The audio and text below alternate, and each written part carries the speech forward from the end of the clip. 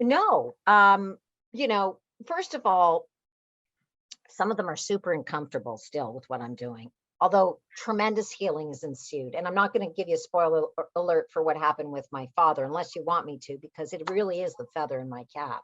Shall I? Sure. Well, my father, who was furious at me for doing this, as I said, he was living undercover as a Catholic at the age of 86 in his native Vienna.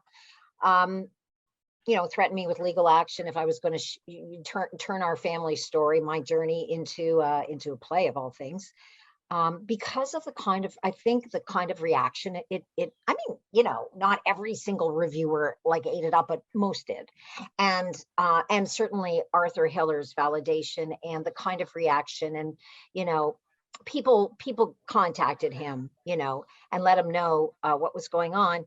I believe it lifted some of his terror and some of his shame as well. But at the age of 86, my dad, who was living, as I said, undercover, as a Catholic, he publicly redeclared himself as a Jew, and he thanked me, and that's in the book. And it's such a big deal for me for giving him the courage, he said, to publicly redeclare himself. Yeah.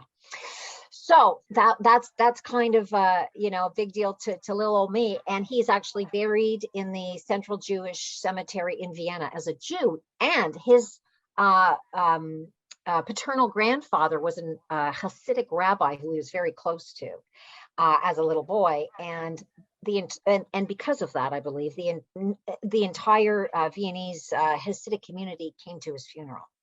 So, that was really great. Also,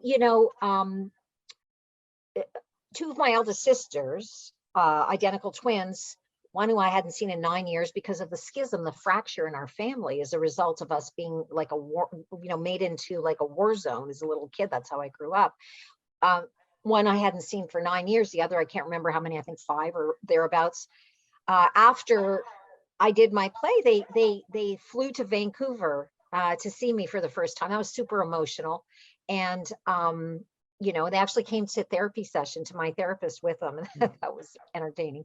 But like, I don't really talk about them as adults, and that's a choice I made. I did in my earlier plays, but because one of them in particular, who shall go unnamed, the big sister, who shall go unnamed, we'll just call her Big Sis.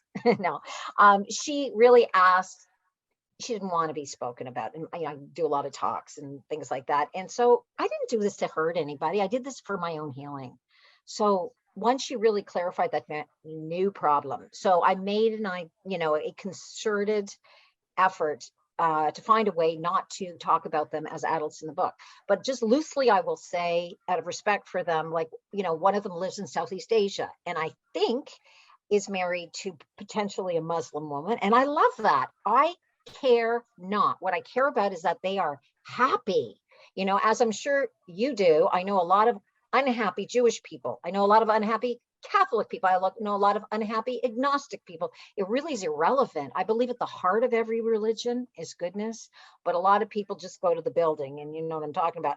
It's really about, are you a good person? Are you loved? Do you believe in, whatever you want to call it, light, source, God, some goodness that we, and that's all I care about.